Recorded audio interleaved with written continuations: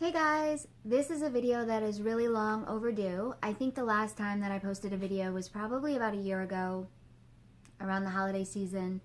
It was either a year ago or 2 years ago. Who's keeping track? Not me, apparently.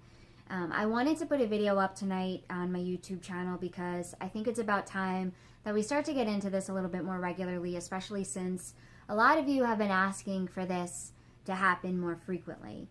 My biggest limitation, or the reason why I haven't done this more regularly, is because I don't really know what kind of content you guys are looking for. So I'm really just going to wing it at this point. I would say in the last 6 months, I sort of have done what I would like to call somewhat of a social experiment, if you will. And it sort of happened accidentally. I would say somewhere around August, September, October, somewhere around the flu season. I sort of, just in passing, put up a post about the flu shot, the flu vaccine. I was at work because I work at a hospital, and I put up a picture of the influenza consent form because I was getting the flu shot at work, and it's required for me. It was mandatory because I work at a hospital, and as someone that has an autoimmune disease, have always been required to get it, or at least been strongly urged to get it by my rheumatologists. I am almost 33 years old and have gotten somewhere around 30-something flu shots in my lifetime because I've always been told that if I end up getting the flu, it could kill me. So anyway, the conversation sort of went off in a really interesting direction because what I thought was sort of an innocent, sort of arbitrary post about the flu shot turned into a very heated discussion amongst my followers on Instagram. And it became very obvious to me at that point that I was about to sort of crack something wide open that I didn't know I had access to before that point. And really what I sort of landed on was the opportunity to have these really great open and honest discussions on social media that I felt in my time sort of scavenging around online I had never seen before. And so with that being said, I sort of took that as an opportunity to use that to my advantage, and I started intentionally placing these discussions out onto my page in a way that was intentional and was purposeful. So some of these discussions have been really, I think have sort of struck a nerve with a lot of people. We've talked about conditions that are hard to diagnose, like chronic fatigue and fibromyalgia and CRPS. We've talked about things like the pain scale, which I think are sort of hard to digest and hard to prove, and are obviously hard to differentiate and sort of compare from person to person. We've talked about how people experience pain. We've talked about what it means to be a victim. We've talked about what a Spoonie is, if we should be using that term, or why we are using that term. We've talked about all sorts of things in the chronically ill posts that I've been putting up there on my chronic motivation page. And I really liked the dialogue that we've been having, so I really think that it's time to sort of transfer that and translate that into video blogs. So with that being said, the first one that I would like to sort of put up tonight is going to be about what I put up tonight on my page, which is about the term Spoonie. It is a term that I don't particularly care for. It's not something that I connect with as someone that's chronically ill. Like I mentioned, I am someone who is almost 33. I will be 33 on January 25th, which is in a couple of weeks. And I have been sick my whole life since birth. So I have not had any other opportunity but to be sick. So as somebody who's been sick my entire life, I have only had the experience of being chronically ill and living with a chronic illness and a debilitating condition at that.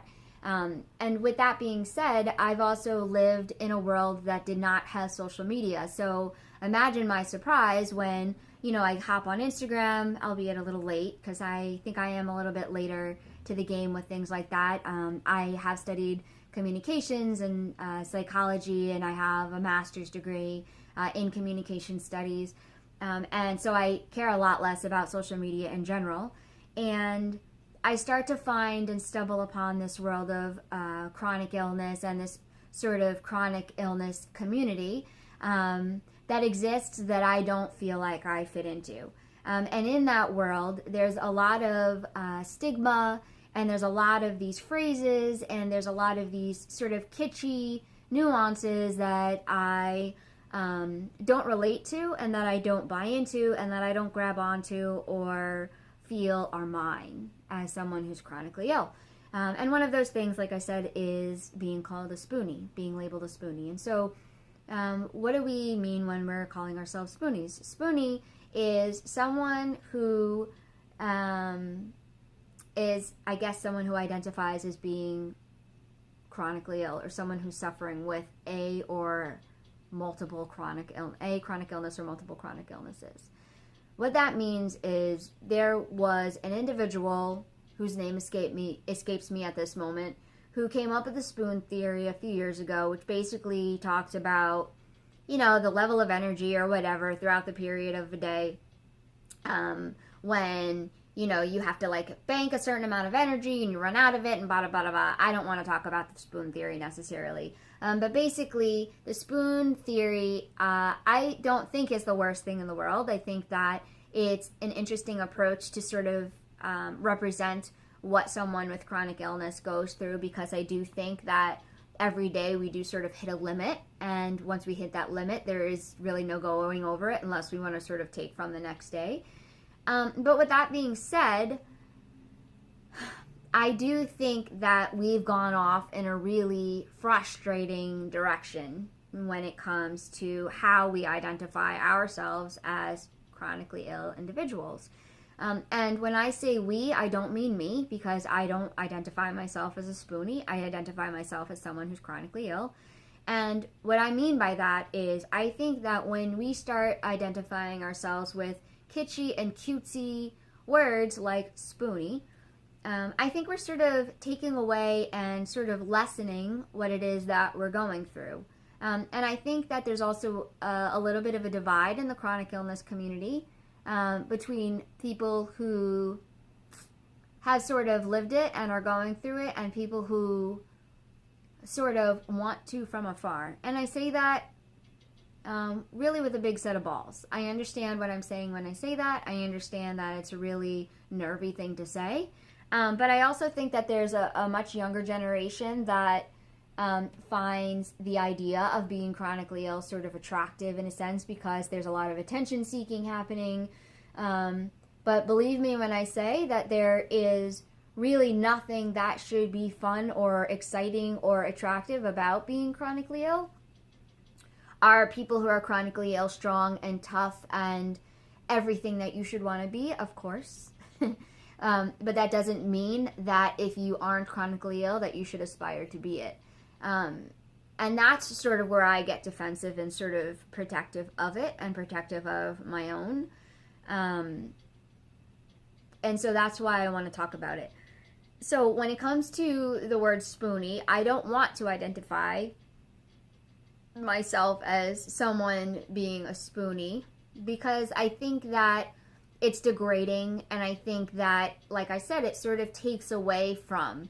And I think that if we take away the word Spoonie and we call ourselves exactly what we are, which is chronically ill, I sort of wonder how many people would find it as sexy or attractive as they would find the word Spoonie. Because when you think of the word Spoonie, like I said, it sounds cute and it's fun and it's adorable and it's, you know, it's something that sounds like something that it's not.